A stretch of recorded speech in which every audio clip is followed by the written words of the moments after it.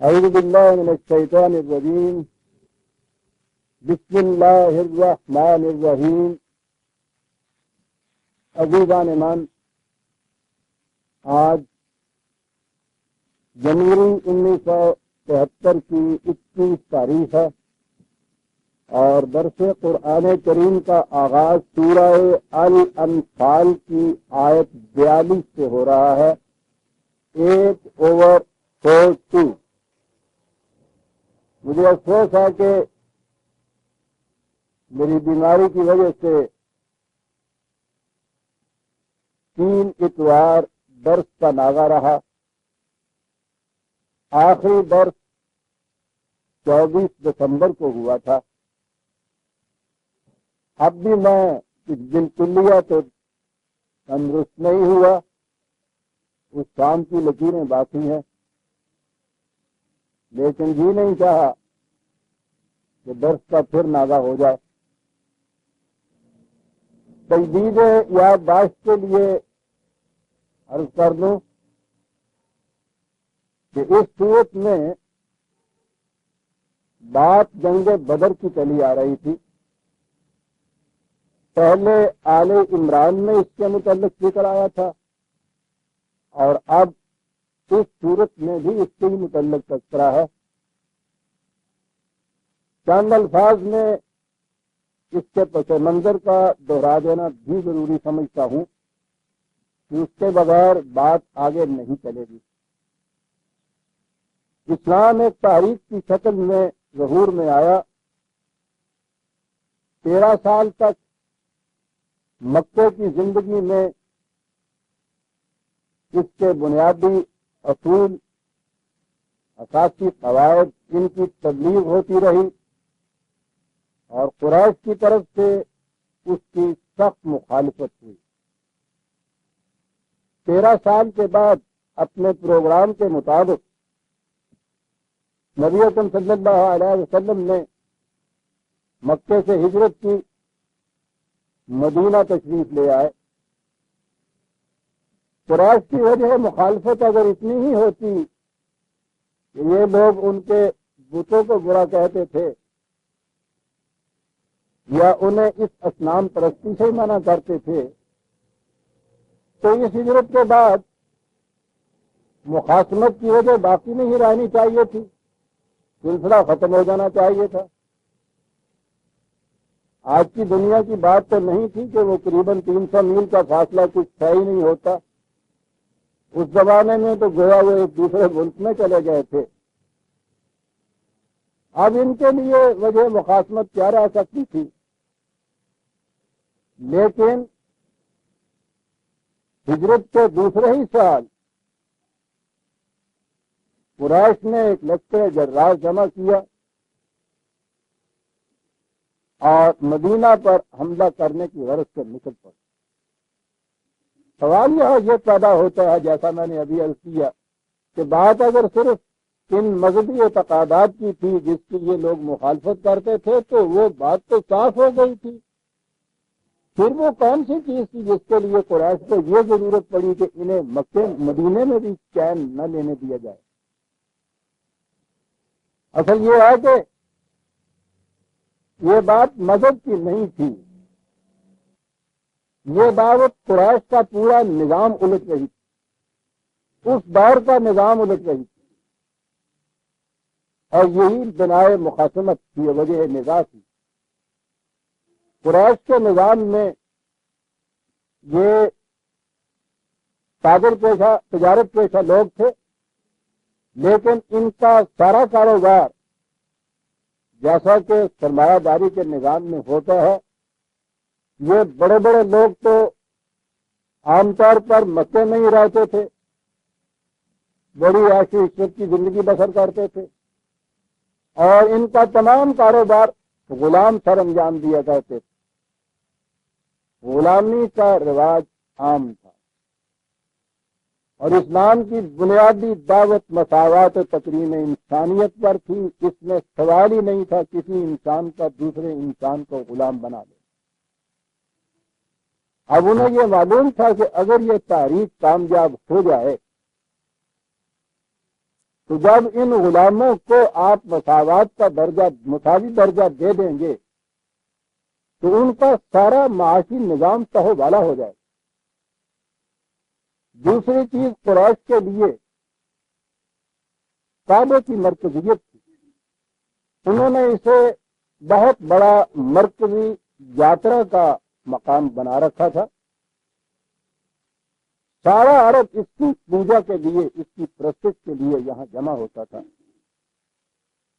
اور قریش اس کے پجاری، مہنت، متولی تھے۔ بڑی آمدنی کا بھی ذریعہ اور عزت اور سرفرازی کا بھی موجب، امن و حفاظت بھی اس کی وجہ سے ان کو حاصل۔ وہ ساری سرزمین بے آئین تھی، ہر جگہ دن دہاڑے ڈاکے پڑتے تھے، لوٹ مار ہی پر تو ان قبائل کا گزارا تھا۔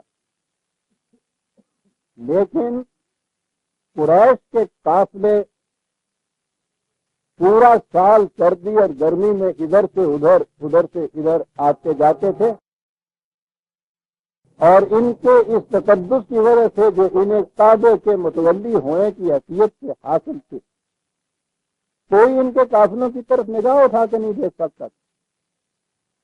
یہ وہ خصوصیات تھیں کعبے کی نسبت سے جس کی بنا پہ قرآن نے ان سے کہا تھا کہ اطعمہم من جوع و آمنہم من خوف، کہ وہ رب کعبہ کی جس کی طرف نسبت سے ان کی کیفیت یہ ہے کہ معاشی خوشحالیاں ان کو حاصل ہیں اور امن و سکون انہیں میسر ہے، امن بھی حاصل ہے، بھوک کی طرف سے اطمینان بھی حاصل ہے۔ وہ کعبے کی نسبت سے انہیں یہ دو چیزیں میسر تھیں، اور یہ بڑی بات، اتنی بڑی عزت، اس قدر امن اور فارغ البالی، اور یہ جو تاریخ تھی، یہ کعبے کو نہ ایک یاترا کا مقام رکھ سکتی تھی، نہ اس کا کوئی مہنت یا پجاری ہو سکتا تھا۔ یہ چیز بھی قریش کے یہاں سے چھنتی تھی۔ یہ تھی بنائے نگاہ اور وجہ مقاصد۔ ورنہ جہاں تک بت پرستی کا تعلق ہے، وہیں یہ یہودی، عیسائی، مجوسی، یہ سب بستے تھے جو قریش سے اختلاف رکھتے تھے ان مذہبی عقائد میں، ان کے خلاف انہوں نے کبھی کچھ نہیں کہا۔ خود ان کے ہاں قریش کے اندر ایسے لوگ موجود تھے جو حنیف کہلاتے تھے، وہ بھی بت پرست نہیں تھے، وہ اس کے خلاف تھے، انہوں نے کبھی ان کی بھی مخالفت نہیں کی۔ وہ اس لیے کہ یہ سارا مسئلہ مذہبی تھا، اور مذہب میں تو ان چیزوں کے اوپر کوئی اثر ہی نہیں پڑتا کسی کے نظام زندگی پہ۔ اسلام ایک مذہب کی حیثیت سے سامنے نہیں آیا تھا، ایک نظام زندگی کی حیثیت سے سامنے آیا تھا، یہ الدین تھا۔ اور وہ جانتے تھے کہ اگر اس الدین کو تمکن حاصل ہو گیا تو یہ چیزیں جن کی وجہ سے قریش کو اتنی ممتاز پوزیشن حاصل ہے وہ باقی نہیں رہیں گی۔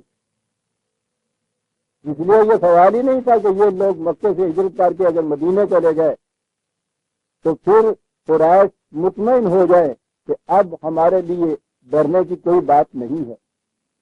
انہیں معلوم تھا کہ مدینے کی فضا زیادہ سازگار ہے اس نظام کی برومندی کے لیے، اس لیے وہ اسے برداشت ہی نہیں کر سکتے تھے کہ یہ نظام کامیاب ہو جائے۔ انہیں پتا تھا کہ اگر یہ کسی ایک مرکز میں متمکن ہو کے کامیاب ہو گیا تو اس میں اتنی کشش اور جاذبیت ہوگی کہ دور دور سے لوگ چھپ کر اس کی طرف آئیں گے۔ یدخلون فی دین اللہ افواجا، جسے قرآن کریم نے کہا ہے کہ لوگ جوک پر جوک اس کی طرف کھنچتے چلے آئیں گے، اور یہ اس نظام کا ایسا قوی مرکز ہو جائے گا کہ ان کے مقابلے میں پھر قریش کا یہ موجودہ نظام چل نہیں سکے گا۔ یہ تھی وجہ مخاصمت، اور یہ تھی وہ چیز کہ وہ اس ہجرت کے بعد دوسرے ہی سال پوری تیاریوں کے ساتھ مدینے کے اوپر چڑھ دوڑ۔ مقابلے میں انہیں دیکھیے، مکے سے یہ آئے پناہ گزینوں کی حیثیت سے جانیں بچا کر خالی ہاتھ، سادہ سامان یا مال و متاع کا ساتھ لانا تو ایک طرف، اکثر وہ تھے کہ جن کے بیوی بچے بھی مکے میں تھے، اس حیثیت سے مدینے میں آئے۔ مدینے والے بھی کسی خاص قوت اور طاقت کے مالک نہیں تھے، مقابلتاً غریب بھی تھے، یہ کھیتی باڑی کرتے تھے۔ قریش کے مقابلے میں کچھ اس قسم کی مارشل ریس بھی نہیں تھی۔ میدان جنگ میں بھی قریش کی تو کیفیت یہ تھی کہ وہ ان لوگوں کے ساتھ جنگ کرنا بھی اپنی کثر شان سمجھتے، اتنا بڑا تمرد ان کے ذہن میں تھا، اور یہ بھی جنگجو قوم نہیں تھی زیادہ۔ ویسے تو خیر عرب کے قبائل یا عرب کے سارے لوگ شمشیر زنی تو جانتے ہی تھے، لیکن جنگ کے فن میں قریش کو بہت بڑی مہارت حاصل۔ تو مدینے میں یہ لوگ تھے، غریب تھے، کمزور تھے، ان کے ہاں انہوں نے آ کے پناہ دی، جو پناہ گزینوں کی حیثیت سے آئے تھے۔ تعداد بھی ساری دے دے کے بدر کے میدان میں جو اکٹھی ہوئی تو 300 تھی۔ آپ ذرا موازنہ کیجئے قریش کی پوزیشن کا، ان کی تیاریوں کا، اس کے لشکر کا، اور اس کے مقابلے میں ادھر یہ جو مقابلے میں یہ جو جماعت تھی ان کی کیفیت کیا تھی۔ بے ساز و سامان، خانہ خراب، جہاں پناہ لینے کے لیے آئے ہیں وہ خود غریب لوگ، اور مدینے کے اندر پھر غیر مسلم یہود بڑی قوت کے مالک، عربوں کے وہ قبائل کہ جو خود اس اسلام کو خوش آئند نہیں کہتے تھے، وہ لوگ بھی ارد گرد موجود تھے۔ ان حالات میں یہ لوگ گھرے ہوئے تھے کہ وہاں سے چڑھائی ہوئی۔ اب آپ کے سامنے یہ پس منظر آ گیا اس چیز، چڑھائی ہوئی تو یہ فیصلہ کرنے کی بات تھی کہ کیا کیا جائے۔ اتفاق ایسا ہوا کہ مکے کی طرف سے تو یہ لشکر جرار بڑا مدینے کی جانب، قریش کا ایک سامان تجارت لے کے آنے والا قافلہ وہ واپس جا رہا تھا مکے کی طرف یمن سے، وہ مدینے سے قریب پڑتا تھا وہ راستہ جس پہ وہ قافلہ جا رہا تھا۔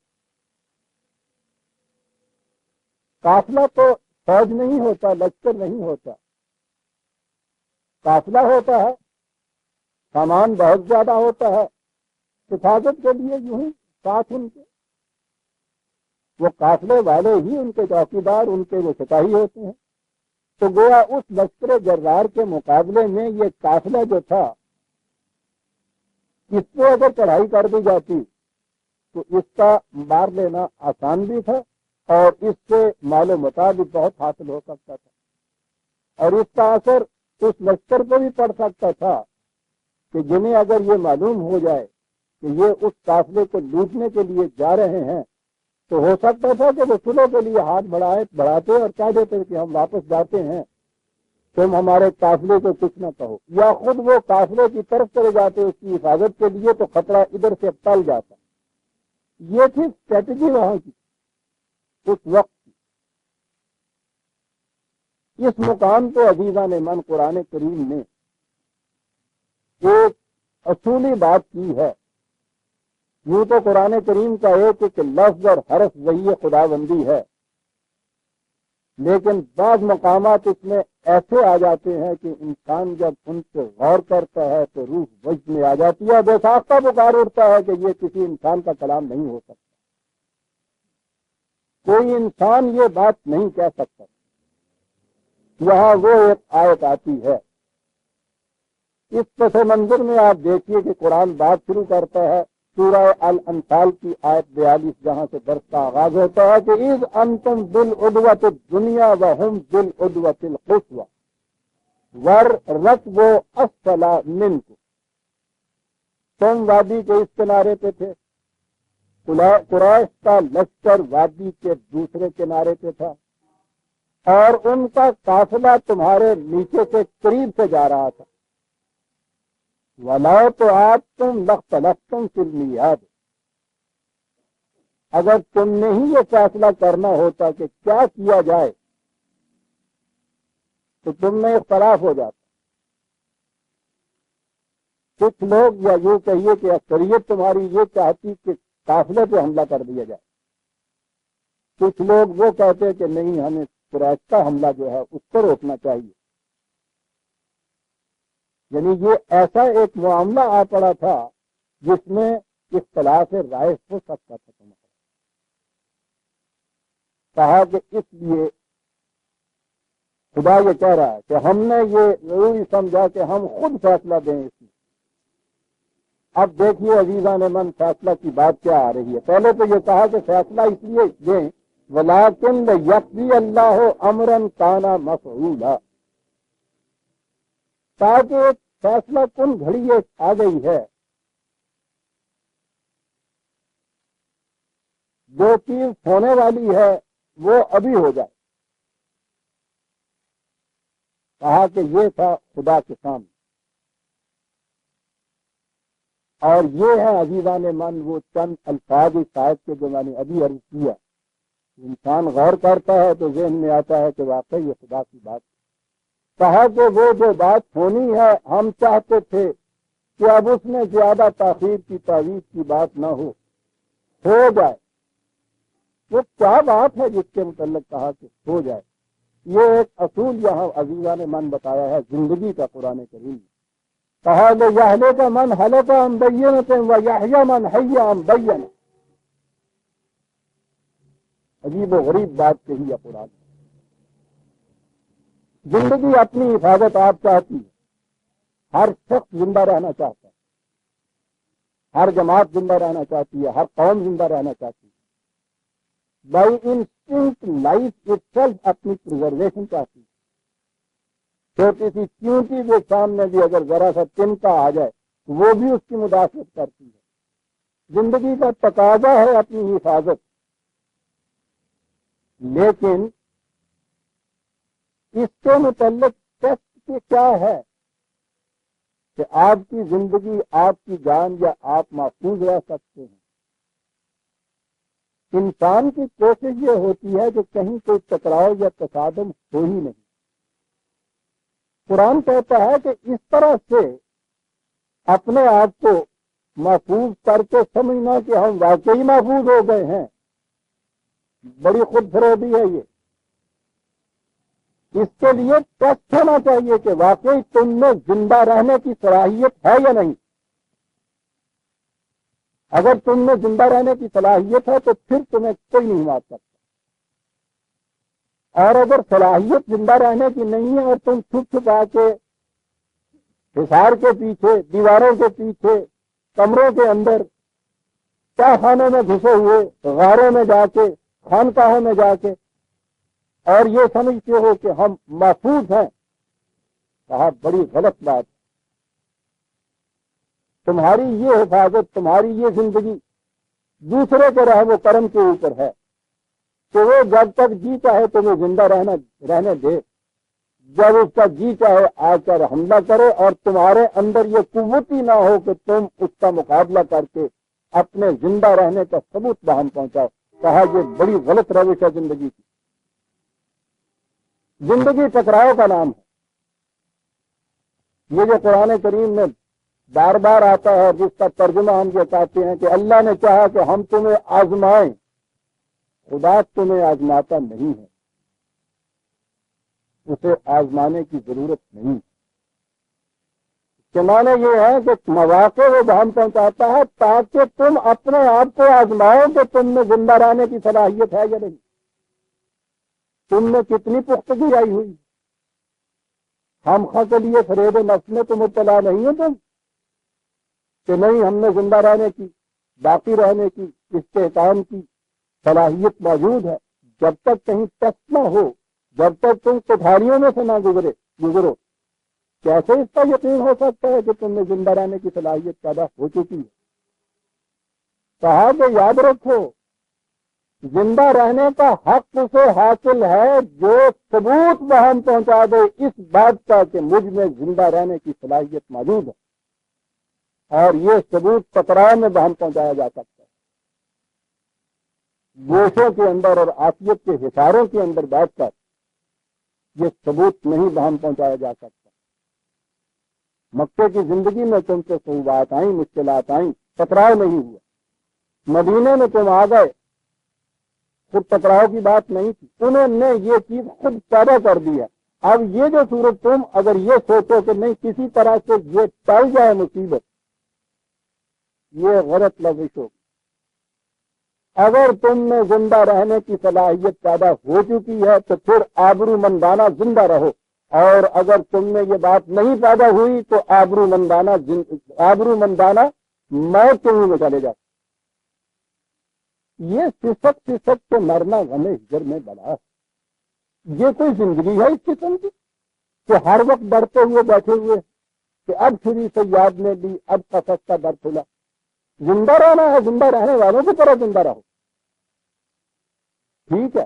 اب ڈرنے کی کوئی بات نہیں ہے، تجرب کی کوئی بات نہیں ہے، ٹکراؤ کا ایک موقع آ گیا ہے، اٹھو اور ثابت کرو تم میں صلاحیت موجود ہے، تو ٹکراؤ کے بعد زندہ رہو، آبرو مندانہ زندگی ہوگی، خوف نہیں تمہارے دل میں ہوگا، ڈر نہیں ہوگا۔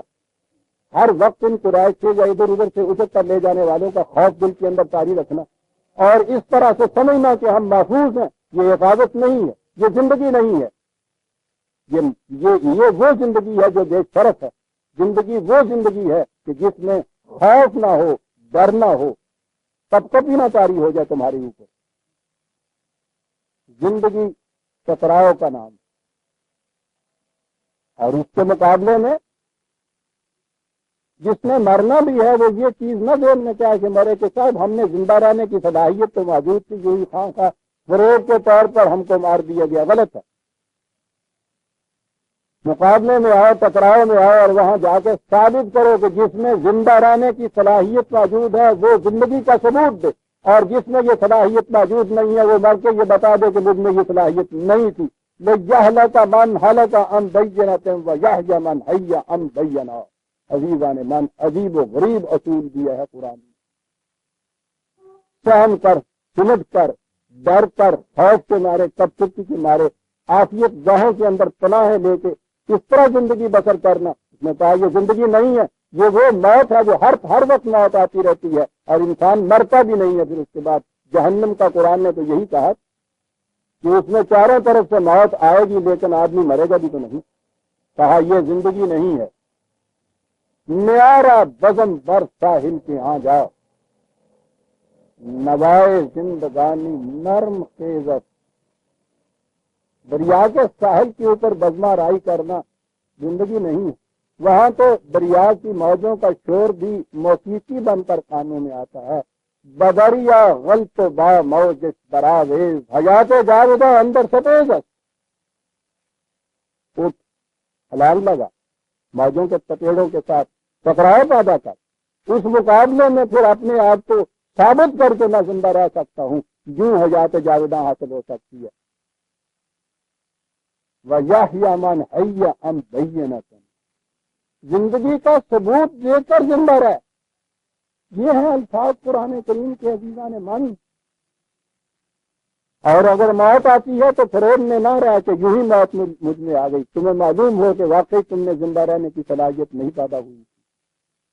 جس نے زندہ رہنا ہے وہ بھی ثبوت بہم پہنچا کے زندہ رہے، اور جس نے ہلاک ہو جانا ہے وہ بھی دلائل و براہین کی بنا پر ہلاکت اس کے اوپر آئے، فریب کی بنا پہ یہ بات نہ آئے، اور یہ چیز ٹکراؤ میں جا کے ہوگی۔ چلو اگر خواہی حیات اندر خطر دی، زندگی ٹکراؤ کا نام ہے۔ یہ ہے عزیزان من اسلام کی تعلیم، یہ ہے جو قرآن نے کہا۔ کیسا نازک وقت تھا، پتا ایسے وقت میں عام طور پر فیصلہ اسی طرف جاتا ہے کہ صاحب کسی طرح سے اس بلا کو ٹلا دیا جائے، کمپرومائز کر دیا جائے، مصالحت کر لی جائے، دب جایا جائے، اس سے ٹل جائے، فروغ دے لیا جائے، کسی طرح سے یہ بلا ٹل جائے، ٹکراؤ نہ ہو۔ قرآن ایسے وقت میں جہاں بظاہر تاریخ کی پوری روشنی میں دیکھا جائے تو نظر آتا ہے کہ اس وقت ان کے حق میں نہیں تھا ٹکراؤ، پوزیشن اس قسم کی تھی، لیکن اس نے کہا کہ نہیں، یہ ہر وقت کے ڈر اور خوف سے زندہ رہنا یہ زندگی نہیں ہے، موت سے بدتر ہے یہ چیز۔ اس لیے یہ موقع خود تم نے نہیں پیدا کیا، اگر قریش نے دشمن نے آ کے یہ موقع پیدا کیا ہے تو اب پھر ڈر کے سمجھ کے بیٹھ جانا زندگی نہیں، یہ راہبانہ تصور ہے، یہ تصوف سکھاتا ہے، قرآن یہ نہیں سکھاتا۔ نے کہا ہے کہ جس نے زندہ رہنا ہے، زندہ رہنے کا ثبوت بہم پہنچا کے زندہ رہے، کیا عجیب الفاظ۔ اور جس نے ہلاک ہونا ہے وہ بھی دنیا دیکھ لے کہ ہاں ان کے اندر زندہ رہنے کی صلاحیت نہیں تھی، اس وقت یہ ہلاک کیا۔ کہا یہ تھا وہ مسئلہ جو ہم چاہتے تھے کہ ایک ہی دفعہ طے ہو جائے، اس لیے قافلے کے اوپر حملہ کرنے کی بات ہوگی، ان کے مقابلے کے لیے نکلو اللہ، تاکہ یہ چیز دنیا کے سامنے آئے، ان اللہ لسمیع علیم، ہم سے کوئی بات چھپی ہوئی نہیں، سننے والے جاننے والے۔ اس لیے اٹھو اور پھر تاریخ کے صفحات کو بتا دو کہ تم نے زندہ رہنے کی صلاحیت پیدا ہو چکی ہوئی تھی، اس ٹکراؤ کے بغیر یہ بات تم ثابت نہیں دنیا کے کر سکتے، اور اس میں کوئی شبہ نہیں۔ عزیزان ایمان، دنیا کے مورخ یہ لکھتے ہیں کہ بدر کی لڑائی، حالانکہ دنیا کے ہر معیار کے مطابق مسلمان اس میں واقعی بڑی کمزور حالت میں تھے، لیکن اس لڑائی نے ان کے سارے مستقبل کے اوپر مہر تصدیق ثابت کر دی۔ تو کہتے ہیں کہ اس کے بعد جس قدر ان کو کامیابیاں اور کامرانیاں حاصل ہوئی ہیں، وہ ابتداءً جو بدر کی میدان کا جو ٹکراؤ تھا، اس کے صدقے میں یہ سب کچھ ان کو ملا، اتنی اہمیت تھی۔ اور وہ اہمیت یہ تھی کہ زندہ رہنا ہے اگر تم نے دنیا میں، تو پھر ثابت کر کے یہ زندہ رہو کہ ہم نے زندہ رہنے کی صلاحیت موجود ہے، دنیا کی کوئی طاقت ہمیں ہلاک نہیں کر سکتی، اور اگر یہ چیز نہیں ہے تو پھر ٹھیک ہے، ختم ہو جائے وہاں جا کے۔ کہا اسی لیے ہم نے فیصلہ تم سے نہیں چھوڑا، ہو سکتا تھا کہ تمہاری مصلحت کوشیاں اس طرف جاتی کہ کسی طرح سے تصادم اور ٹکراؤ سے بچ جائیں، لیکن زندگی کا اصول یہ نہیں چاہتا، زندگی کا اصول یہ چاہتا ہے کہ بدریا غلط با موج براوے حیات جاوداں اندر کتے۔ کہا یہ فیصلہ ہم نے دیا تھا ایسے وقت میں۔ عزیزان من غور فرمائیے، وہ جو ایک لفظ میں کہا کرتے ہیں سیئنگ یس ٹو لائف، یہ ہے زندگی قرآن کی، خطرات سے جی چرانا نہیں، خطرات کا مردانہ وار مقابلہ کرنا اور اس طرح سے یہ ثابت کرنا کہ ہم نے زندہ رہنے کی صلاحیت، یہ ہے قرآن کا پیغام، یہ ہے اصول حیات جو اس نے دیا ہے۔ اور یہی وہ اصول حیات تھا کہ جس میں ایک ایک مارکے میں انہوں نے ٹکراؤ پیدا کیا ان مسلمانوں نے، ان جماعت مومنین نے، اور ہر ٹکراؤ میں یہ ثابت کیا کہ ہم نے زندہ رہنے کی صلاحیت ہے، آگے بڑھتے چلے گئے۔ ورنہ ڈر ڈر کے حفاظت کے اندر رہ کے خوف کے مارے زندہ رہنا، سانس تو لے سکتا ہے انسان، اس میں ایگزسٹ تو کر سکتا ہے، یو کانٹ لیو، زندہ نہیں رہ سکتا۔ وہ جو فرض کیا اقبال نے کہ تیرا دین نفس تمہاری، میرا دین نفس گدازی، اس میں بڑا فرق۔ یہ ڈر کے دوسرے کے رحم و کرم کے اوپر زندہ رہنے میں سانس تو لیتا ہے انسان، صرف حیات سے عاری ہوتا ہے۔ قرآن اس زندگی پر موت کو ہزار ترغیب دیتا ہے۔ کہا یہ تھا وہ ساتھی، اس عزم کو لے کر تم اٹھ۔ آپ سوچیے عزیزان من کہ جس جماعت کو یہ کہا کہ یہ موقع آ گیا ہے یہ ثابت بتانے کا کہ کیا تم میں زندہ رہنے اور آگے بڑھنے کی صلاحیت موجود ہے یا نہیں، ان کے حوصلے کتنے بلند ہوئے ہوں، ان کا عزم کس قدر مستحکم ہو، وہ کتنی بے پناہ قوتیں لے کر آگے میدان جنگ میں گئے ہوں گے. کہا اسی کا نتیجہ تھا کہ اس جوری کا ہم اللہ کی منانے کا کلی. کہا نتیجہ اس کا یہ ہوا کہ وہ 1000 کا لشکر تھا، تمہاری نگاہوں کے اندر اس کی حیثیت ہی کچھ نظر نہیں آتی. عام طور پر اس کے متعلق یہ ترجمے میں بھی تفسیر میں بھی منانے کا ترجمہ کیا جاتا ہے کہ تیرے خواب میں انہیں ہم نے تھوڑا کر کے دکھا دیا. یہ باتیں خواب کی نہیں ہے. منام عربی زبان میں جسے ہم کہتے ہیں کہ تیری نگاہوں کے اندر وہ جچتا ہی نہیں ہے، میری نظروں میں اس کی حیثیت ہی کچھ نہیں ہے. ان معنوں میں یہ لفظ استعمال کیا جاتا. کہا کہ یہ جو ہم نے تمہیں اصول حیات دیا تھا اس سے تمہارے اندر ایک اتنا بڑا نفسیاتی تغیر واقع ہوا کہ اس سے اتنا بڑا لشکر جرار بھی تمہاری نگاہوں کے اندر خس و خاشاک نظر آتا ہے، کچھ ہے ہی نہیں. اور یہی وہ چیز ہے جو دوسرے مقام سے سورہ آل عمران میں قرآن کریم نے اسی کانٹیکٹ میں یہ کہا ہے کہ الذین قال لهم الناس ان الناس قد جمعوا لكم فاخشوهم. یہ جماعت مومنین مٹھی بھر جماعت بے سر و سامان وہ ہیں کہ جب لوگوں نے ان سے کہا کہ تمہیں معلوم ہے کہ تمہارے مخالفین نے کتنا بڑا لشکر تمہارے لیے جمع کر رکھا ہے، تمہارے خلاف اٹھنے کے لیے جمع کر رکھا ہے، تمہیں ان سے ڈرنا چاہیے. کہا کہ بجائے اس سے کہ اس خبر سے ان پر ڈر طاری ہو جاتا فزادہم اللہ ایمانا، اس سے ان کا ایمان اور بڑھ گیا. اور انہوں نے کہا وقالوا حسبنا اللہ ونعم الوکیل، خدا دارم کے در جاتے. ہم جب قوانین خدا مندی کے مطابق اٹھ کے کھڑے ہوئے ہیں تو کوئی وجہ نہیں ہے کہ ہم زندہ نہ رہ سکیں، غالب نہ آ سکیں ان کے اوپر. اس سے ان کا ایمان اور بڑھ گیا. یہ جو چیز ہے نا کہ اس خبر سے کہ تمہارے خلاف اتنا بڑا لشکر جمع کر رکھا ہے، اس سے ان کا ایمان اور بڑھ گیا. یہی چیز ہے جو یہاں کہی گئی ہے کہ لشکر بہت بڑا تھا، لیکن یہ جو زندگی اور موت کا نیا ایک اصول تمہارے سامنے آیا تھا اس کی بنا پہ وہ بڑا لشکر جرار بھی تمہاری نگاہوں کے اندر بہت کم نظر آنے لگ گیا تھا کہ کچھ ہے ہی نہیں. وَلَوْ أَرَاكَهُمْ كَثِيرًا لَفَشِلْتُمْ وَلَتَنَازَعْتُمْ فِي الْأَمْرِ وَلَكِنَّ اللَّهَ سَلَّمَ. اگر تمہارے اندر یہ تغیر نفس، تمہاری نگاہ کا زاویہ نہ بدلتا، یہ تغیر نفس نہ ہوتا تو یقیناً تم یہ دیکھتے کہ ہم مٹھی بھر جماعت، وہ اتنا بڑا لشکر، پھر تمہارے اندر اختلاف پیدا ہو جاتا، تم ایک دوسرے سے جھگڑنے لگ جاتے، تنازع شروع ہو جاتا. اور اگر یہ چیز ہو جاتی تو پھر واقعہ تمہاری شکست ہوتی. لیکن خدا نے یہ ایک اصول حیات تمہارے اندر دے کے ایک نیا ولولہ پیدا کیا، نگاہ کا زاویہ تمہارا بدل دیا، اس سے تم محفوظ رہ گئے. انہ علیم بذات الصدور، وہ تو دلوں کے اندر گزرنے والے خیالات کو بدلا کرتا ہے. ابھی آتی ہے عزیزان من وہ دوسری آیت بھی اسی صورت میں چند آیتوں کے بعد جو میں عرض کروں گا کہ جیسے یہ ایک عظیم آیت آئی ہے ہمارے سامنے کہ زندہ رہنے کا حق اسے ہے کہ جو ثابت کر دے ٹکراؤ میں کہ مجھ میں زندہ رہنے کی صلاحیت ہے، ورنہ کسی کو حق حاصل نہیں ہے زندہ رہنے کا، سانس لیتا رہے گا وہ. اسی طرح سے ایک اور آیت آگے آتی ہے کہ قوموں کی تقدیریں بدلتی کس طرح سے. یہاں کہا یہ کہ ہم نے دلوں کی کیفیت بدل دی اس ایک اصول کے دینے کے بعد، اور دلوں کی کیفیت کے بدل جانے سے باہر کی کیفیتیں ساری بدل جاتی ہیں.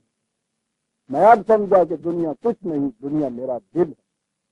بدل جانے کے اس کے رنگ ہر ایک چیز کا بدل. بنیادی چیز یہ ہے کہ آپ کا زاویہ نگاہ کیا ہے، آپ کی قلبی کیفیت کیا ہے، آپ کی نفسیاتی کیفیت کیا ہے. اسٹریٹجی نہایت ضروری ہے جنگوں کے اندر، میدان جنگ میں، لیکن تغیر نفس جو ہے، اندر کی تبدیلی، فتح اور شکست کا بنیادی راز یہ ہے عزیزان من. یہ ہے جو کہا کہ انہ علیم بذات الصدور اذ یریکموہم فالتقاکم فی اعینکم قلیلا ویقللکم فی اعینہم لیقضی اللہ امرا کان مفعولا. چلیں گے وہ جو ہم نے کہا تھا کہ فیصلہ کن بات ہو جائے ایک میدان کے اندر، اس میں تمہاری نگاہوں کے اندر ہوا کیا کہا یہ کہ تمہاری نگاہوں کے اندر تو وہ قلیل ہوگا. ہم نے کہا کچھ بھی نہیں. ایک فریب نفس ان کو بھی تھا مقابلے میں. کہا ان کی کیفیت یہ تھی، آگے چل کے آتا ہے وَلَا تَكُونُوا كَالَّذِينَ خَرَجُوا مِن دِيَارِهِمْ بَطَرًا وَرِئَاءَ النَّاسِ. ان کی کیفیت یہ تھی کہ انہیں بڑا گمنڈ اور ناز تھا اپنی اکثریت کا. اتراتے ہوئے گھر سے نکلے، یہ کہتے ہوئے ہمیں کون مار سکتا ہے، دبا دیں گے، چبا دیں گے. ہوتے کیا ہیں وہ، حیثیت ان کی کیا ہے. آگے ایک لفظ کہ یہ باتیں دل کے اندر سے نہیں نکل رہی تھی، محض لوگوں کو دکھاوے کے لیے یہ کچھ کر رہے تھے. کہا یہ تھا فرق دونوں فوجوں کا. یہ ان سے 1/3 تھے، وہ 3 گنا زیادہ تھے، سامان جنگ بھی زیادہ تھے. اس کے باوجود چلتی کیفیت ان کی یہ تھی کہ یہ تو اپنی زندگی کا ثبوت دینے کے لیے میدان میں آئے تھے، اور وہ باتیں اتنی بڑھ بڑھ کر کرتے تھے، لیکن اندر سے یہ بات نہیں تھی، محض لوگوں کو دکھانے کے لیے یہ کر رہے تھے. کہا یہ تھا فرق ان دو جماعتوں کے اندر. ان کی نگاہوں میں یہ قلیل تھے دشمن، اس لیے کہ وہ جانتے تھے کہ قرآن نے ہمارے ساتھ وعدہ کر رکھا ہے کہ اگر تم ثابت قدم رہے تو تم میں سے ایک ایک شخص 10 کے اوپر بھاری ہو جائے گا. اور کہا تھا کہ ان موجودہ حالات میں بھی کم از کم ایک دگنے کے اوپر تو تم بھاری ہو ہی جاؤ گے. اور ان کی نگاہوں میں یہ اس لیے قلیل کہ وہ غرور اور تکبر میں تھے کہ ہوتے کون ہے یہ سب، ہم سے یہ کر دیں گے. کہا یہ تھا دونوں کی نگاہوں کا فرق. اس حیثیت سے یہ دونوں میدان جنگ میں آئے. لیقضی اللہ امرا کان مفعولا، اور یوں وہ بات جو خدا نے کہی ہے کہ وہ ہو کے رہنی تھی، فیصلہ کن ایک حقیقت، میدان جنگ اس طرح سے فیصلہ کن حقیقت بن گیا ان دونوں کے لیے. وَإِلَى اللَّهِ تُرْجَعُ الْأُمُورُ، تمام امور کے فیصلے تو خدا کے قانون اور اساس کے مطابق ہوا کرتے ہیں.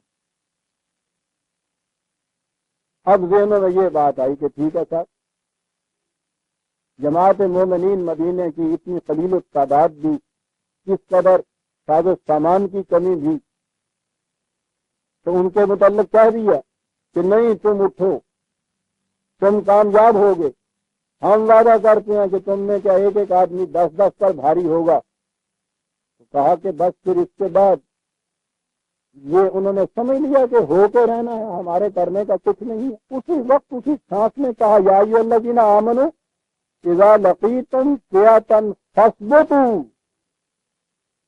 یوں ہی اس فریب نفس میں نہ مبتلا ہو جانا کہ جب خدا نے وعدہ کر لیا کہ کامیابی تمہاری ہے تو پھر اب کامیابی ہو جائے گی. کہا جب مقابلہ آئے تو کامیابی کے لیے بنیادی شرط یہ ہے کہ ثابت قدم رہنا، وہاں ہمارے قدموں میں لغزش نہ آنے پائے. فاثبتوا. پھر اگلی بات کیا، میدان جنگ کے اندر اکثر خیال یہ ہوتا ہے کہ وہاں خالی جذبات کی شدت لڑتی ہے. انسان دنیا و ما فیہا سے بے خبر ہوتا ہے، اور وہاں جذبات کی شدت میں انسان وہاں لڑتا ہے. قرآن تو انسانی فکر و شعور کو میدان جنگ میں بھی آج سے نہیں جانے دیتا. کہا ثابت قدم رہو واذکروا اللہ کثیر، اور قوانین خداوندی کو اور بھی زیادہ شدت سے اپنے سامنے رکھو. قدم قدم کے اوپر تمہاری نگاہوں کے اندر یہ بات رہے کہ اس مقام کے اوپر ہم نے کیا کرنا ہے، اس مقام پہ ہمارے لیے کیا کہا گیا ہے. یہ نہ ہوگا کہ جذبات کی شدت میں تم ان اصول و قواعد کو وہ نظر انداز تم ان کو کر دو. بالکل نہیں، کثیرن. اس کی اور زیادہ ضرورت وہاں پڑے گی. قاعدے اور قانون کے مطابق جو کچھ کہا گیا، اصول تمہیں دیے گئے ہیں، ان کو پیش نظر رکھو ہر وقت. اور اس کے بعد لعلکم تفلحون، اس سے کامیابی ہوگی. ہم نے جو تم وعدہ کیا ہے کہ کامیابی تمہیں ہوگی وہ ہوگی، لیکن ہوگی اس طرح میدان جنگ میں ثابت قدم رکھو. ہدایات خداوندی کو، قوانین کو، اقدار کو، یہ تمام چیزیں جو تم سے کہی گئی ہیں وہ سب اس میں آ جاتی ہیں جسے ذکر اللہ کہتے ہیں، اور شدت سے اپنے سامنے رکھو. کس طرح کامیابی ہوگی؟ کرو کیا؟ اطیعوا اللہ و رسولہ، اپنے نظام کی اطاعت کرو، ڈسپلن اس طرح سے قائم رکھو۔ ولا تنازعوا، یاد رکھو عجیب لفظ ہے یہ تنازع، یہ عرب النزاع کہتے تھے۔ ایک ہوا تو یہ ہے نا کہ ایک رخ میں چلتی ہے، رخ کا بھی پتہ ہے آپ کو، سمت کا بھی پتہ ہے، اور اگر وہ کشتیاں چلتی تھی اس زمانے میں بادبانوں سے، ہوا کے سمت کے بنا پر کشتی کے رخ بھی ایک طرف موڑے جاتے تھے۔ لیکن بعض اوقات ایسا ہوتا تھا، اب بھی آپ کو معلوم ہے جسے واگرولا کہتے ہیں آپ، بگولا جسے کہتے ہیں، کہ مختلف ہوائیں مختلف سمت سے بیک وقت چلنے شروع ہو جاتی ہیں اور آپس میں وہ ٹکراتی ہیں۔ آپ کو معلوم ہے کہ جسے یہ بگولا یا واگرولا کہتے ہیں وہ ہوتا یہی ہے کہ ایک وقت میں مختلف سمت سے ہوائیں آ کے ٹکراتی ہیں۔ نتیجہ اس کا یہ ہوتا ہے کہ وہ ہوا کا جو فائدہ ہوتا ہے ایک سمت چلنے کا، اس کی بجائے تقریب ہی تقریب ہوتی ہے، وہ ہوائیں ایک دوسرے سے ٹکرا کے رہ جاتی ہیں۔ اسے عرب تنازع کہا کرتے، کہا کہیں ایسی صورت نہ پیدا ہو جائے کہ تمہاری اپنی ہوا مختلف سمت سے چلنے لگ جائیں تو ٹکرانے کے بعد وہ بجائے اس کے کہ ایک طوفان بنے دشمن کے مقابلے کے لیے، خود ہی ایک دوسرے سے ٹکرا کے تم بگولے کا رقص بن کے رہ جاؤ۔ نتیجہ اس کا یہ کہ چند منٹ کے لیے تو وہ بگولے جو ہیں ان کو تو ہمارے ہاں توہم پرستی میں جن کہا کرتے تھے نا، وہ واقعی جن نظر آتا ہے، لیکن 10 منٹ کے بعد آپ دیکھیے تو خلا ہوتا ہے وہاں۔ کہا یہ کیفیت پیدا نہ ہو جائے کہیں تم، اگر ایسا ہوا فتح کرو، یاد رکھو ڈس انٹیگریٹ ہو جائیں گی تمہاری قوتیں، یہی لفظ ہے اس کے لیے، ان قوتوں میں استحکام نہیں رہے گا، ڈس انٹیگریٹ ہو جائیں گی تمہاری قوتیں، وَتَذْهَبَ رِيحُكُمْ، تمہاری قوت ختم ہو جائے گی۔ لہذا وَاصْبِرُوا إِنَّ اللَّهَ مَعَ الصَّابِرِينَ، ان سے کہا گیا تھا کہ خدا تمہارے ساتھ ہے، سن رکھو خدا ان کے ساتھ ہوتا ہے جو ثابت قدم ہوتے ہیں۔ وَلَا تَكُونُوا كَالَّذِينَ خَرَجُوا مِن دِيَارِهِمْ بَطَرًا وَرِئَاءَ النَّاسِ وَيَصُدُّونَ عَن سَبِيلِ اللَّهِ، یہ وہ آیت ہے، ان لوگوں جیسے نہ ہو جانا کہ نکلے تو ہے میدان جنگ میں جانے کے لیے، لیکن کس طرح سے بطر اتراتے ہوئے، تمرد ہے ان کی، نقشہ قوت میں بدمست چلے آ رہے ہیں، اور پھر یہ چیز جو کر رہے ہیں میں لوگوں کو دکھانے کے لیے، ایمان کی بنیادوں کے اوپر یہ بات نہیں، دل نہیں گواہی دے رہا اس مقصد کی صداقت کے، کیفیت یہ ہے وَيَصُدُّونَ عَن سَبِيلِ اللَّهِ، مقصد اگر ہے تو یہ تقریبی مقصد، خدا کی طرف جانے والے راستوں کو بند کر۔ اب 2-3 چیزیں یہاں آ گئی، ایک تو یہ ہے کہ مقصد ایسا ہونا چاہیے جو ما ينفع الناس جو قرآن نے کہا، نوع انسانی کے لیے منفعت بخش مقصد ہونا چاہیے، اسی کو خدا کی طرف جانے والا راستہ کہا۔ پھر قوت کے نشے میں بدمست نہیں ہونا چاہیے،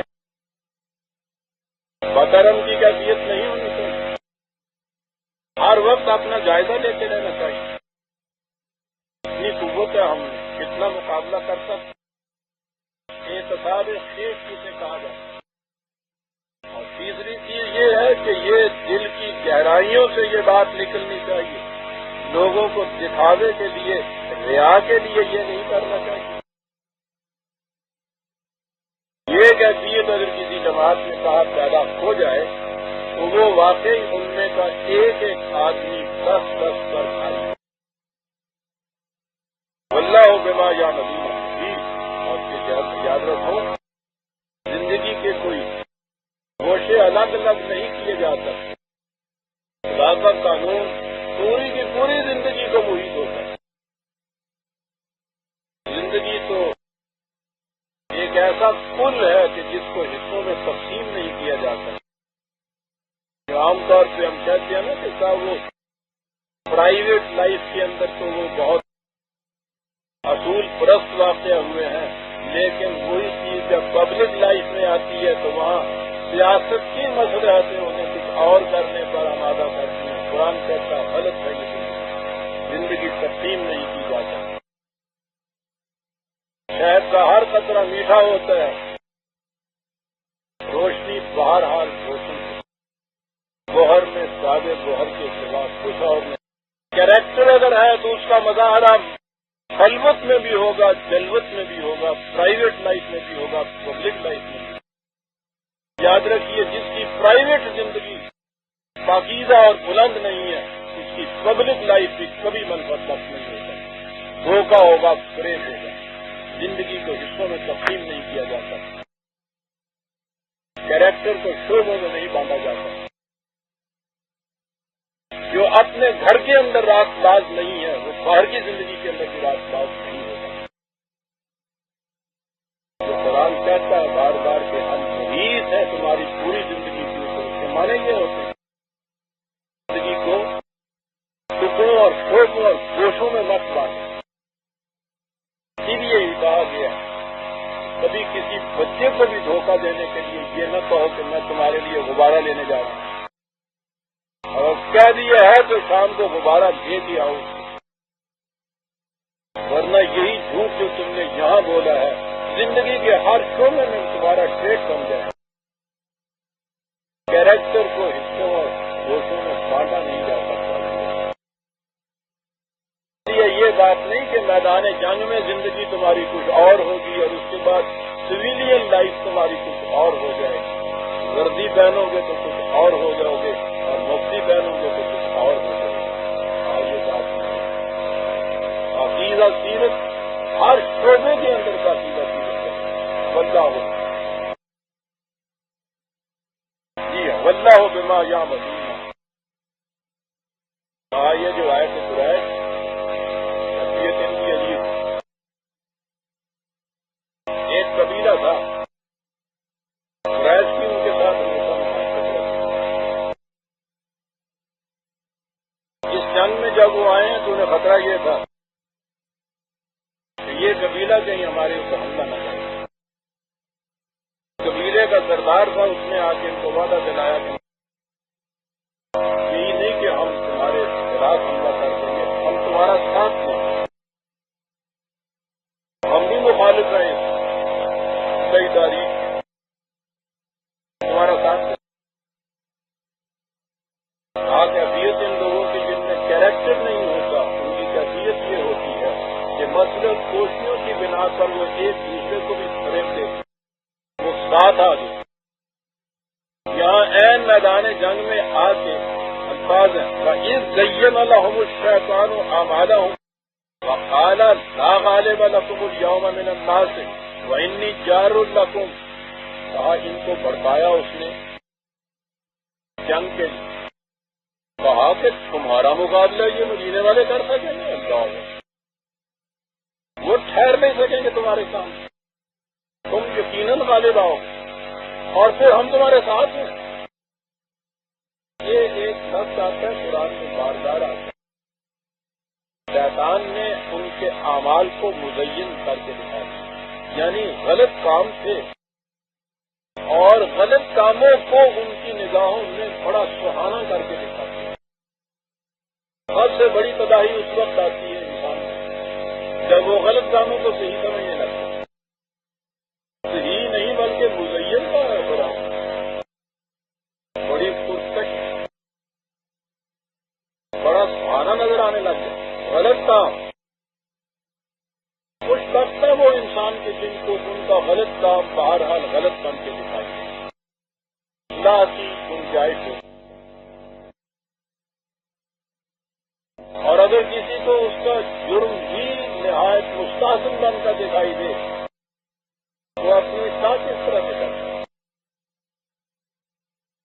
اور سب سے بڑا ہمدرد دنیا میں وہ ہے جو کسی کے غلط کام کو کہے کہ یہ غلط کام ہے تمہارا، اسے مزین کر کے نہ دکھائے۔ کہا کہ انہوں نے انہیں ان کے غلط کے کام کو مزین کر کے دکھایا کہا یہ کہ یہ تم سے کس طرح سے غالب آ سکیں، اور کہا کہ ہم تمہارے ساتھ فلما قراءت الفئتان نکثا علی عقبیہ، اور جب دونوں لشکر آمنے سامنے ہوئے تو ان کا ساتھ چھوڑ کے بھاگ گئے. وقال انی بریء منکم انی اری ما لا ترون انی اخاف اللہ واللہ شدید العقاب. کہا کہ جو کچھ میری آنکھیں اس وقت دیکھ رہی ہیں وہ تم دیکھ نہیں سکتے. مجھے نظر آ رہا ہے کہ یہاں کس طرح ہمیں شکست ہونے والی ہے. میں تو ڈرا بابا، میں جا رہا ہوں، میں نہیں یہاں کھڑا ہو سکتا. کہنے لگا ان کو اٹھا کے بھڑکا کے لے آیا اور عین میدان جنگ میں آ کے ان کے ساتھ یہ کیفیت تھی.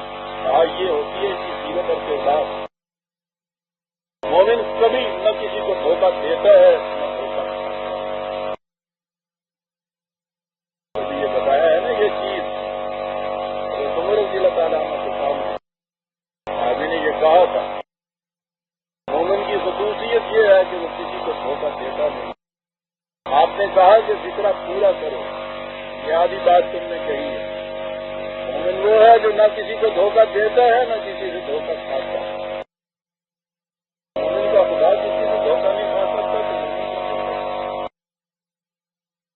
تو کہا کہ یہ سیرت و کردار ان لوگوں کا ہوتا ہے. اور باقیوں نے میدان جنگ میں لے آیا، عین میدان جنگ میں آگے ساتھ چھوڑ کے پیچھے بھاگ گئے. کہا دوسری طرف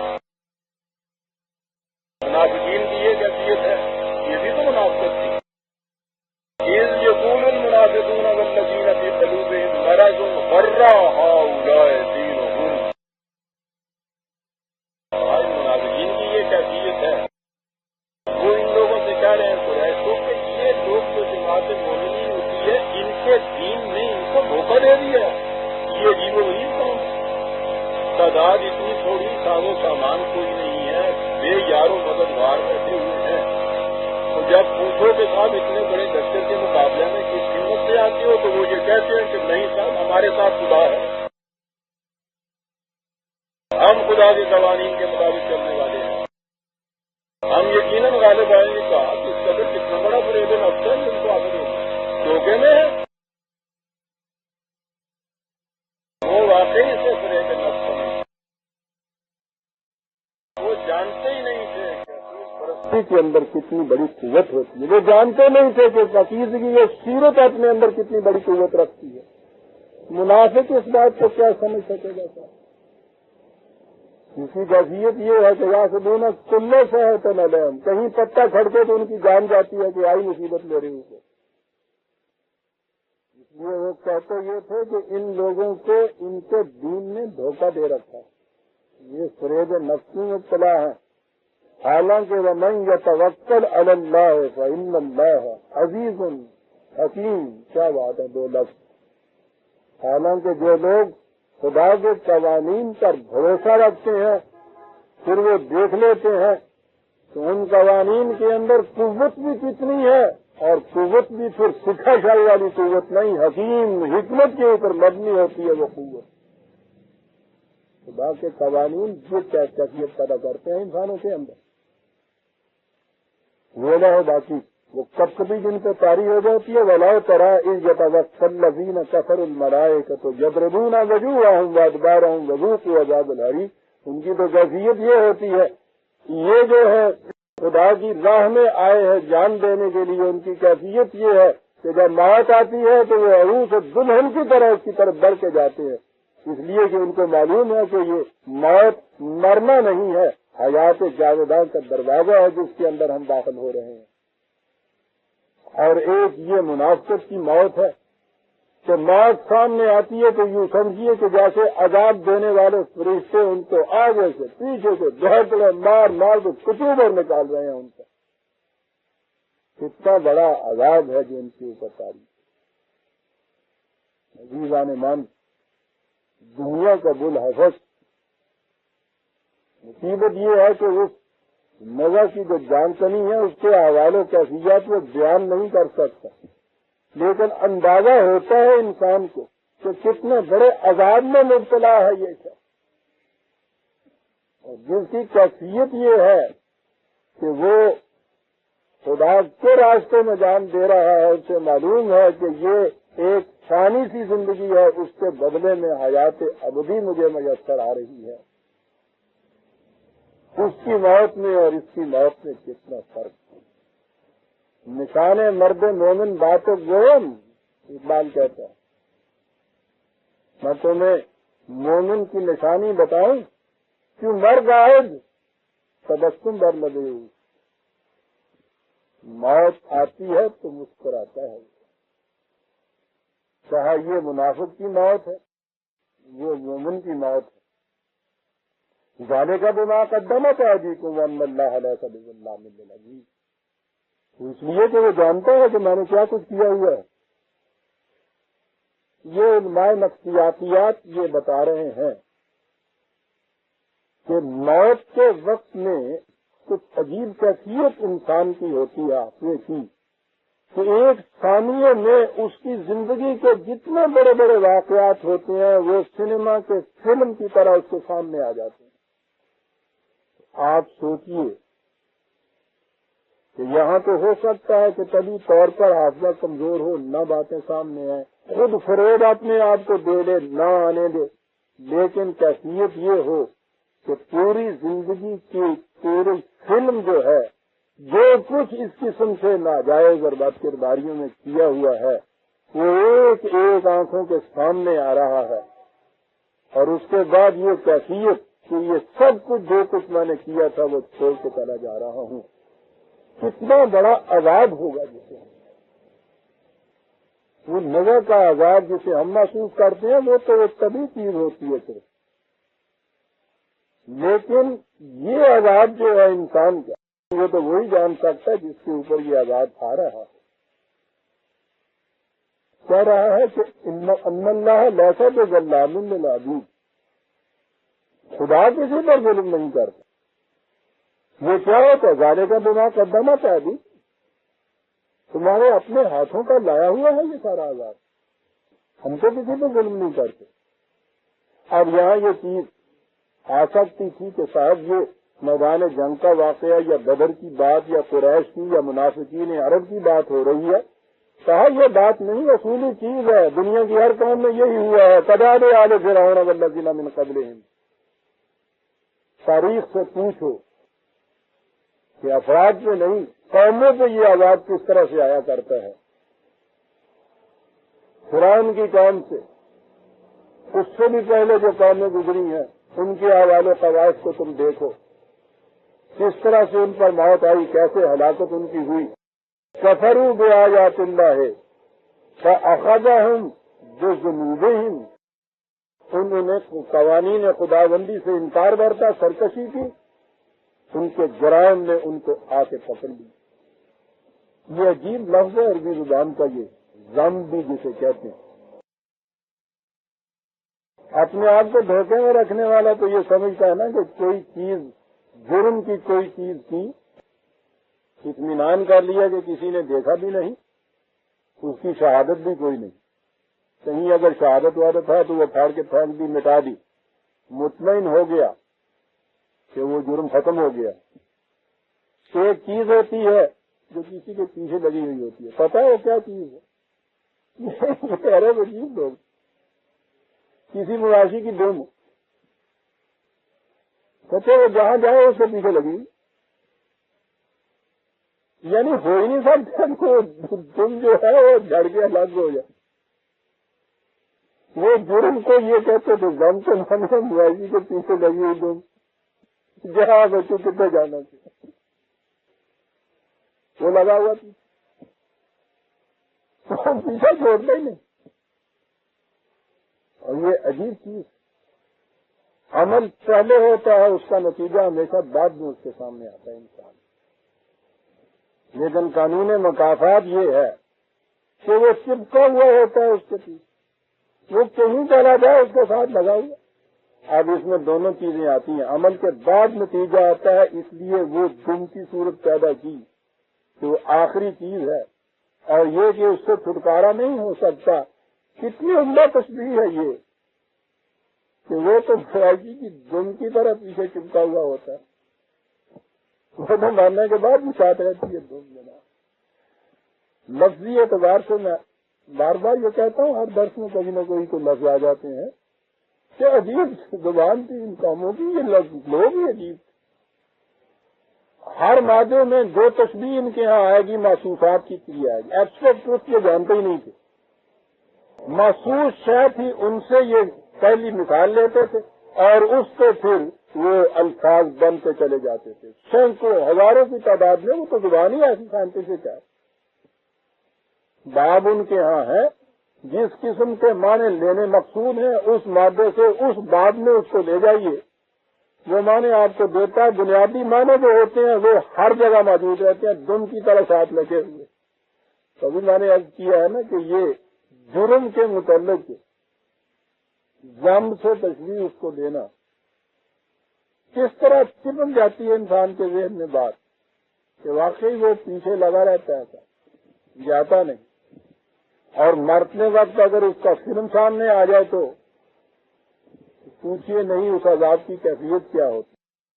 بذنوبہم ان اللہ قوی شدید العقاب۔ اب جہاں وہ قرآن کا انتخاب ہے نا، یہ یہاں شدید العقاب کا ہے۔ عقب کے معنی ہے پیچھے لگا ہوا، کھوجی، وہ جرم اس کی دم کے ساتھ پیچھے لگا ہوا ہے اور یہ اس کے پیچھے لگا ہوا۔ یہ ہے مقاصد عمل کی کتاب، مفر ہی نہیں ہے، چھوٹ ہی نہیں سکتا انسان۔ اب آئی وہ دوسری آیت، میں نے عزیزان من کہا تھا نا کہ آج ہی کے درس میں اسی آیت میں، اسی سورہ میں 2 آیتیں ایسی آتی ہیں، عجیب و غریب چیزیں ہیں، آج سے 1400 سال پہلے کسی انسان کے ذہن میں نہیں آ سکتا تھا، آج بھی وہ اتنی بلند ہے۔ پہلی چیز آپ نے یہ دیکھی جو اس نے کہا ہے کہ زندہ رہنے کا حق اس کو ہے جو ٹیسٹ میں آ کر یہ ثابت کر دے کہ مجھ میں زندہ رہنے کی صلاحیت ہے، ورنہ سانس لیتے رہو گے، حیات بے شرف ہوگی وہ تمہاری۔ کتنی بڑی چیز ہے۔ اور کہا کہ جس نے ہلاک ہونا ہے وہ بھی دلیل و برہان کی روح سے ہلاک ہو، استبداد کی بنا پہ نہیں، ظلم کی بنا پہ نہیں، دنیا کو دکھا دے کہ مجھ میں واقعی زندہ رہنے کی صلاحیت اور استطاعت نہیں۔ بڑی عجیب چیز ہے قوموں کے لیے۔ اور یہاں دوسری چیز عزیزاں نے بتائی، قوموں کے عروج و زوال کا بنیادی اصول۔ ہمارے ہاں تو وہ چلا آ رہا ہے نا مجوسی فکرہ، وہی تقدیر کا، ایسے غلط مانے تو عزت منتشا ہو تو ذل منتشا، چل جسے چاہے تو عزت دے، جسے چاہے تو ذلیل کر دے۔ ٹھیک ہے، اس میں تو انسان کا عمل دخل ہی کوئی نہیں۔ سوت الملک کا منتشا و تنز الملک کا منتشا، جسے چاہے حکومت دے دے، جسے چاہے چھین لے۔ سوتے کی پرواہ راک بوتے بے پرواہ، پھل عملہ والے انو چھڑ دے اوگن ہار میں۔ مالک جو ہوا تھا، قادر مطلق جو ہوا تھا، کوئی قاعدہ نہیں، کوئی قانون نہیں، جسے چاہے عزت دے، جسے چاہے ذلت دے، جسے چاہے چھین لے، جسے چاہے دے دے، چلا آ رہا۔ عزیزان من سنیے قرآن کیا کہتا ہے، سنیے اور ہفتہ بھر، کم از کم ہفتہ بھر توجہ میں رہیے۔ ظالے کا، یہ ظالے کا دیکھیں جو پیچھے چلی آ رہی ہے بات، یہ قومیں کیوں تباہ ہوئی، قرآن کی قوم، اس سے اگلی قوم، یہ قریش، یہ جو کچھ ظالے کا، یہ اس لیے کہ بِأَنَّ اللَّهَ لَمْ يَكُ مُغَيِّرًا نِعْمَةً أَنْعَمَهَا عَلَى قَوْمٍ حَتَّى يُغَيِّرُوا مَا بِأَنفُسِهِمْ۔ یہ اس لیے یاد رکھو کہ خدا کسی قوم سے کوئی نعمت اور کوئی خوشحالی نہیں چھینتا تا وقت کہ وہ قوم خود اپنی نفسیات کے اندر ایسی تبدیلی نہیں پیدا کرتی کہ وہ اس کی اہل نہ رہے۔ 1400 سال پہلے یہ کہا گیا ہے۔ پوچھو آج کے نفسیات کے عالموں سے، یہ سائیکالوجسٹ تھے، کہ وہ اس پہ کچھ اضافہ کر سکے، آج یہ اس کے قریب قریب پہنچ رہے ہیں۔ ابھی یہ انڈیویجول سائیکالوجی کے اوپر آئے، بنیاد اس پہ اب آ گئی ہے، دور ختم ہو گیا منطق کا، فلسفے کا، عزیزان من، دور اس وقت سائیکالوجی کا شروع ہو گیا۔ وہ کہہ رہے ہیں کہ یہ تو ساری جس قدر بھی زندگی کی کھیل ہے ساری نفسیات سے منحصر ہے. انسان کے اپنے ذریعے نجات ہے، اس کی اپنی انر سائیکالوجی کے اوپر. یہ قرآن انڈیویجول سے آگے بڑھ کے قوم کے متعلق کہتا ہے لام جاکو مغیر نعمت انعمہا علی قوم. قوم کی سائیکالوجی بتاتا ہے وہ. یاد رکھو، یاد رکھو، جب تک کوئی قوم خود پہلے اپنے اندر تبدیلی پیدا نہیں کرتی اس کی باہر کی زندگی میں تبدیلی نہیں آتی. کہا ہے ان اللہ لم یکو، خدا بھی یہ نہیں کرتا، میرے اللہ نہیں کرتا. غور فرمایا کہ یہ پھر یہ ہوتا کیا؟ یعنی انیشیٹو یہاں پہل کون کرتا ہے؟ جہاں انسان کرتا ہے. جس قسم کی تبدیلی تم پیدا کرو گے اس قسم کی چیز خدا کی طرف سے آئے گی. وہ انتظار کرتا ہے. اور پھر اگلی چیز جو ہے وہ اور اس سے ایک قدم آگے جاتی. انسان کو تو اختیار دے دیا کہ تم جس قسم کی تبدیلی اپنے اندر چاہو کرو. خدا کی کیفیت یہ ہے کہ اس کو انورٹڈ کاموں میں یہ بات کہوں گا، اس کو یہ اختیار نہیں ہے کہ یہ ایک قسم کی تبدیلی پیدا کرے وہ دوسری قسم کا اس کے اوپر قانون وارد کر دے. بالکل نہیں. وہ کہتا ہم تو فالو کرتے ہیں تمہاری تبدیلی. اور خدا ہونا اسی کو زیبا دیتا تھا عزیزان میں، جو اتنی بے پناہ قوتوں کے بعد اپنے آپ پر ایسی پابندی عائد کر لے کہ اصول ہم نے یہ مقرر کر دیا ہے کہ قوم جس قسم کی تبدیلی اپنے اندر پیدا کرے گی ہم اسی قسم کی کیفیت اس کی کریں گے. اب تبدیلی ساز و سامان کی، معیشت کی، یہ ساری چیزیں یہ باہر کی چیزیں ہیں. ہماری نگاہیں اسی پہ جاتی ہیں. ہمارے ہاں چین کی کمی آ گئی، ہمارے ہاں سود کی کمی آ گئی، پیداوار کچھ اچھی نہیں ہوئی، سامان حرب کچھ کام آیا. قرآن اس پہ بھی بڑا زور دیتا ہے کہ یہ سب چیزیں ضروری ہیں، لیکن کہتا ہے بنیادی چیز یہ نہیں. یاد رکھو بنیادی چیز تمہاری اپنی اندر کی نفسیاتی تبدیلی ہے. وہ تبدیلی غلط ہے تو باہر یہ سب کچھ بھی موجود ہوگا پھر بھی زوال آ کے رہے گا. اگر وہ تبدیلی صحیح خطوط کے اوپر ہو گئی ہے تو ساز و جرات کی کمی بھی جو ہے وہ اصول پرستی اس کو پورا کر دے گی. 300 کی جماعت 1000 کے اوپر غالب آ جائے گی اگر نفسیاتی تبدیلی یہ پیدا اس کے اندر ہو گئی ہے. یہ ہے عزیزان من قرآن کی روح سے قوموں کے عروج و زوال کا بنیادی اصول. ان کی زندگی اور ہلاکت کی ایک ایسی قدر کے جو غیر متبدل ہے کہ خدا بھی نہیں چھینتا کسی قوم کو دی ہوئی نعمت تا وقت ہے کہ وہ قوم اپنے اندر اس کی تبدیلی پیدا نہ کر لے. پھر بات میں سے بات یاد آ گئی. یہ جو ہے مغیرن تغیر جسے ہم کہتے ہیں، جس کا ترجمہ ہم صرف تبدیلی کر دیتے ہیں. یہ عرب کہاں استعمال کرتے تھے؟ کس قسم کی تبدیلی کہ جس سے تباہی نہ آئے. ان کے ہم آیا تھا غیر عام بغیر. وہ سفر کرتے تھے، ریل گاڑیاں، ٹرک، یہ چیزیں تو تھی نہیں. یہی اونٹوں پہ سامان لدا ہوا ہوتا. اونٹ کو تو آپ نے دیکھا ہوگا، اس کا کجاوا بھی دیکھا ہوگا. یعنی اس کی چال ہی ہر وقت ایسی ہوتی ہے کہ متحرک رہتی ہے کندھا. یعنی سموتھلی یوں چلتا ہی نہیں ہے. اوپر اس کے بندھا ہوا کجاوا، اس کے اوپر لدا ہوا سامان، اور ہر وقت وہ یہ کرتا ہے. وہ رسیوں سے تو باندھا ہوا ہوتا تھا. ان میں جن رسیوں کو ہر وقت اس طرح حرکت ہوتی ہے وہ ڈھیلی ہوتی چلی جاتی ہے. اس قسم کی جب رسی ڈھیلی ہو جائے اور اس کو بر وقت نہ کسا جائے تو اس کے اوپر وہ سامان بھی گرے گا، کجاوا بھی گرے گا، پتہ نہیں نیچے سے اونٹ بھاگ جائے گا. یہ بھی عجیب تماشا ہوگا. وہ تو نہیں دیکھے کبھی کبھی یہاں آپ لوگوں نے کہ وہ گدے کے اوپر سامان لدا ہوا جو ہو کسی نے، اور وہ درمیان میں کہیں اس طرح سے وہ ڈھیلا جو گر پڑے تو آپ جو کچھ ہوتا ہے وہ سمجھ. تو بہترین کاربان قافلے والے وہ ہوتے تھے کہ وہ نگاہ رکھتے تھے کہ اس ہر وقت کی نقل و حرکت سے کون کون سی رسی ڈھیلی ہوئی ہے، اور قبل اس کے کہ وہ سیکھتا ہو کہ ٹوٹ جائے یا اتنی ڈھیلی ہو جائے کہ سامان نیچے گر جائے، اس سے پہلے ہی اس کو اونٹ کو بٹھا کے وہ رسی باندھ دے اور کس دے اور اس طرح سے آگے چلے، اس کو وہ تغیر کہتے ہیں۔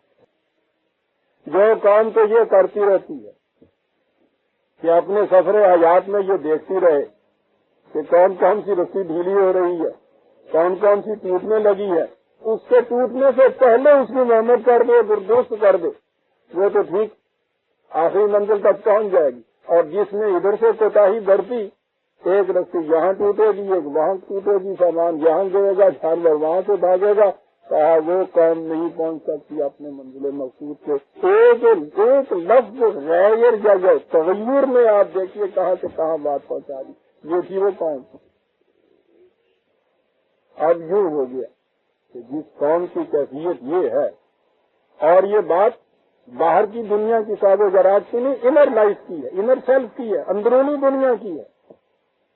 اپنے اندر دیکھتا چلا جائے، دیکھتی چلی جائے وہ قوم کہ اس قسم کی چیز تو نہیں ہوگی کہ اصول و اقدار کے ساتھ ہماری وابستگی جو ہے وہ کچھ ڈھیلی ہو رہی ہے، کچھ مان پڑ رہی ہے، اس میں کسی قسم کی کجی آ رہی ہے، جو ہی آئے اسی وقت اس کو ٹھیک کر لے، پھر وہ قوم ابدیت درکنار رہے گی۔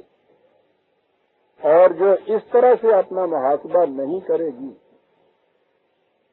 اس کے بعد تو پھر سوال اس کے یوں کہیے جیسے مقدر میں لکھا ہوتا ہے۔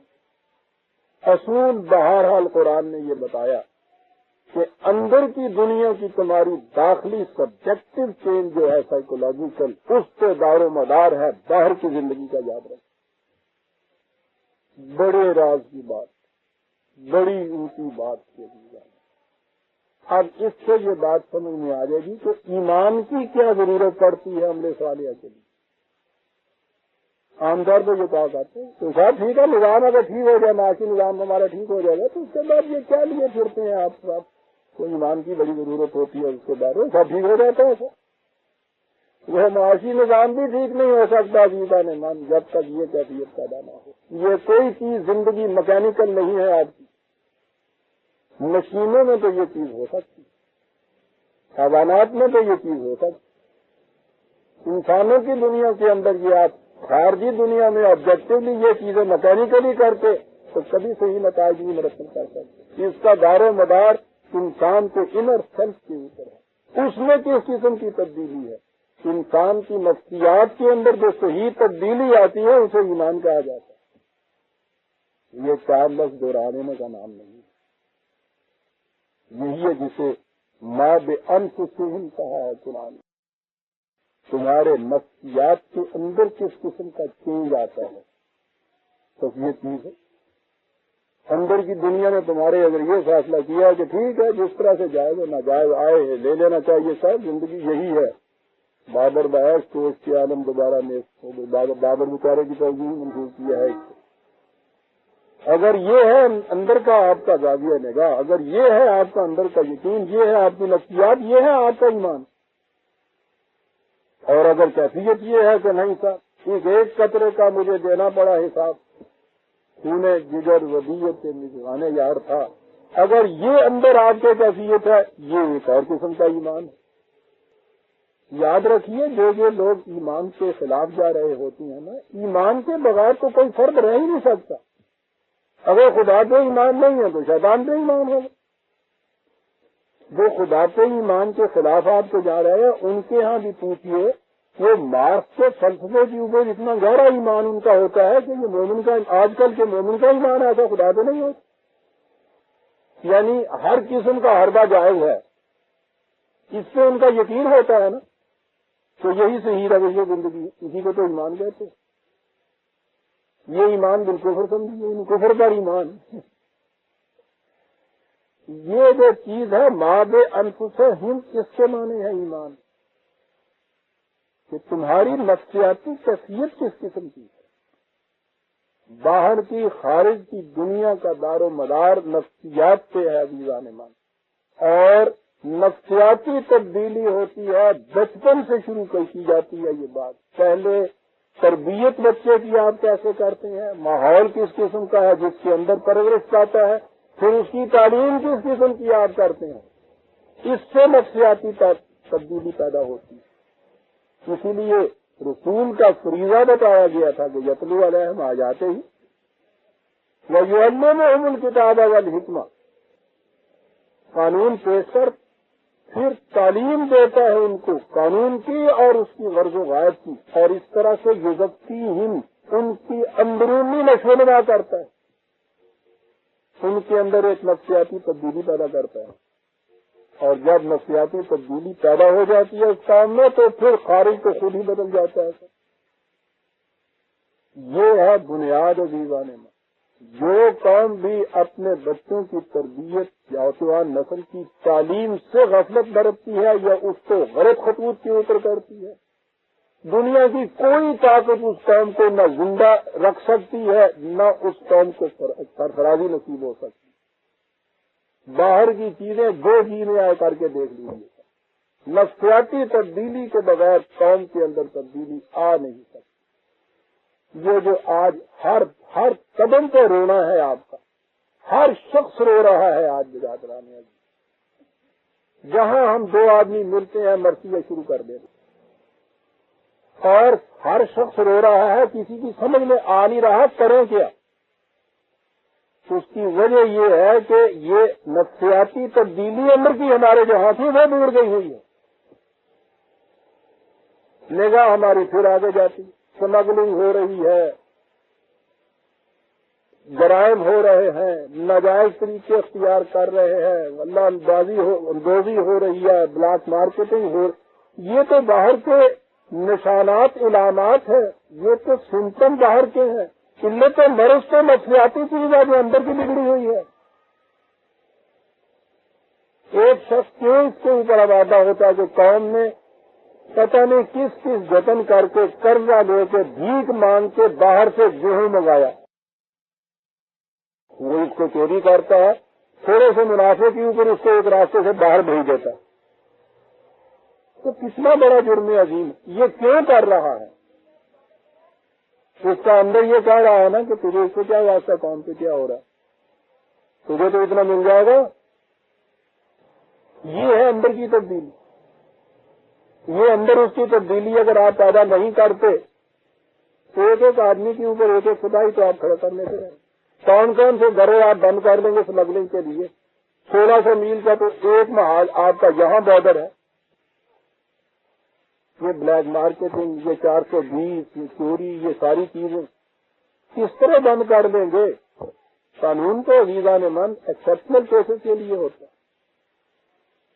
یہ اندر کی تبدیلی سے یہ ہوتا ہے. تو یہ تھی وہ بنیاد جو قرآن کریم نے دی تھی عزیزان من قوموں کے عروج و زوال کی 1400 سال سے. والے کا یہ اس لیے ہے کہ بِأَنَّ اللَّهَ لَمْ يَكُ مُغَيِّرًا نِعْمَةً أَنْعَمَهَا عَلَىٰ قَوْمٍ حَتَّىٰ يُغَيِّرُوا مَا بِأَنفُسِهِمْ. اور آگے وَأَنَّ اللَّهَ سَمِيعٌ عَلِيمٌ. کیا بات ہے, سب کچھ سننے والے جاننے والے خدا نے یہ بات کہی ہے جو یہ ہم کہہ رہے ہیں, اور کہا کہ اس کی شہادتیں آپ کو اقوام سابقہ کی سرگزشت میں ملیں گی. وہاں بھی یہ بات نہ دیکھیے کہ فلاں قوم کے پاس سامان حرب و ضرب کی کمی رہ گئی تھی, معاشی نظام ٹھیک نہیں رہا تھا. کہا بالکل نہیں, نفسیات کے اندر ان کو تبدیلی آئی تھی. قَدْ بِآلِ فِرْعَوْنَ وَالَّذِينَ مِن قَبْلِهِمْ كَذَّبُوا بِآيَاتِ رَبِّهِمْ فَأَهْلَكْنَاهُمْ بِذُنُوبِهِمْ وَأَغْرَقْنَا آلَ فِرْعَوْنَ وَكُلٌّ كَانُوا ظَالِمِينَ.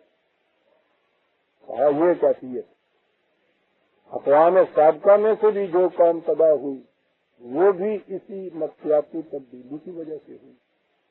آج بھی جو قوم عروج حاصل کرے گی اسی نفسیاتی تبدیلی کی بنا پہ کرے گی. یہ ایک غیر متبدل ہمارا قانون ہے, ازل سے چلا آ رہا ہے, ابد تک رہے گا. ہر قوم کے لیے یہ اسی طرح سے ہوگا. نام رکھانے سے کچھ نہیں ہوگا کہ تم نے اپنا نام مسلمان یا مومن رکھا دیا ہے تو اس نام کی بنا پہ یہ کچھ کیفیت پیدا ہو جائے گی. نہ ہی کوئی ایک فرد آ کے عزیزان من کسی قوم کی حالت کو اپنے طور پہ بدل سکتا ہے. وہ یہ تو کر سکتا ہے کہ قوم کی نفسیات کو بدلنے کی تدبیر کچھ کرے آپ. اور اگر آپ سمجھتے ہیں کہ وہ آ کے کسی معجزے کے طور پر آسمان سے اتر کے اس قوم کی بری حالت کو بنا ٹھیک کر دے گا، بالکل غلط ہے. اصول قرآن کا یہ ہے. رسول اللہ صلی اللہ علیہ وسلم نے بھی اگر اس قوم کو اس قسم کی سرفرازیاں عطا فرما دی تھی اس لیے کہ حضور نے ان کی نفسیاتی تبدیلی پیدا کر دی. آئندہ بھی کسی کے دل میں کوئی درد ہے قوم کا تو وہ یہی طریقہ ہے کہ اس قوم کی نفسیاتی تبدیلی کرے. صحیح تعلیم اور تربیت سے عزیز آنے. جب پاکستان بنا تھا اسی دور میں اگر آپ سنبھال لیتے اپنی آنے والی قوم نسل کو اور ان کے اندر صحیح نفسیاتی تبدیلی پیدا کر دیتے آپ تو رونا کس بات کا تھا؟ سب کچھ میسر صاحب. یہ جس قوم کے ہاتھوں آپ رو رہے ہیں یہ وہ قوم ہے جو یہ تشکیل پاکستان کے زمانے میں یا دودھ پیتے بچے تھے یا اسکولوں میں جانے والے بچے تھے. یہی 25 سال کے بعد بڑے ہوتے قوم بن گئے ہیں آج. ان کی نفسیاتی تبدیلی کی طرف سے تو اس قدر آپ نے غفلت برتی. آج آپ رو رہے ہیں اور رونے کے بعد بھی کسی کی نگاہ اس طرف نہیں جا رہی کہ یہ ہے کام کرنے کا. کوئی گالیاں دے رہا ہے، کوئی گردن میں رو رہا ہے، کوئی خون بہا رہا ہے، کوئی زیادہ سے زیادہ کسی کے یہاں آتا ہے تو یہ کہہ رہا ہے کہ صاحب کوئی قانون ایسا بنا دیجئے، کہاں صفائی کھڑا کر دیجئے، وہاں اسمگلنگ روک دیجئے. کچھ نہیں بن سکتا. اس لیے بِأَنَّ اللَّهَ لَمْ يَكُنْ مُغَيِّرًا نِعْمَةً أَنْعَمَهَا عَلَىٰ قَوْمٍ حَتَّىٰ يُغَيِّرُوا مَا بِأَنفُسِهِمْ. دو جگہ قرآن میں یہ آیا ہے ساتھ، ایک یہاں آیا ہے اور ایک آیا ہے سورہ رعد کی آیت 11ویں آیت 13/11. وَأَنَّ اللَّهَ سَمِيعٌ عَلِيمٌ. ہم سورہ الانفال کی آیت 54 تک پہنچ گئے عزیزان من. 55 سے ہم آئندہ لیں گے. ربنا تقبل منا انک انت السمیع العلیم.